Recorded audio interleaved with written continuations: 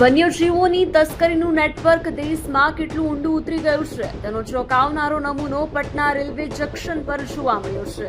જી હા, રેલવે સુરક્ષા દળોએ એક મોટી કાર્યવાહી કરી છે, જેમાં સેંકડો કાચબાને ક્રૂરતાપૂર્વક લઈ જવામાં આવી રહ્યા હતા। પ્લેટફોર્મ પર જ્યારે આ કાચબાઓને લાઇનબદ્ધ કરવામાં આવ્યા ત્યારે જોનારાઓ સૌ કોઈ દંગ રહી ગયા હતા। આ દ્રશ્યો છે પટના રેલવે સ્ટેશનના, જ્યાં વન્યજીવ અપરાધનું એક મોટું રેકેટ ઝડપાયું છે। રેલવે પોલીસ અને વન વિભાગના સંયુક્ત ઓપરેશનમાં મોટી સંખ્યામાં જીવતા કાચબા જપ્ત કરવામાં આવ્યા છે। તસ્કરો આ કાચબાઓને થેલામાં ભરીને ગેરકાયદેસર રીતે અન્ય રાજ્યોમાં મોકલવાની ફિરાકમાં હતા।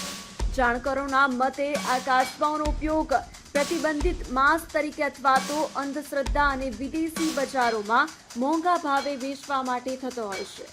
વાઇલ્ડ લાઇફ પ્રોટેક્શન એક્ટ હેઠળ આ એક ગંભીર ગુનો છે। હાલમાં પોલીસે આ કેસમાં તપાસ તેજ કરી છે અને આ આખું નેટવર્ક ક્યાંથી ક્યાં સુધી ફેલાયું છે તેની તપાસ ચાલી રહી છે।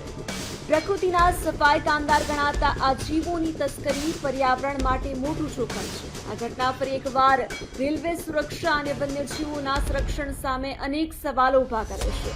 આવા ગુનેગારો સામે કડક કાર્યવાહી થવી જરૂરી છે। વધુ વિગતો માટે જોતા રહો અમારો ડિજિટલ રિપોર્ટ।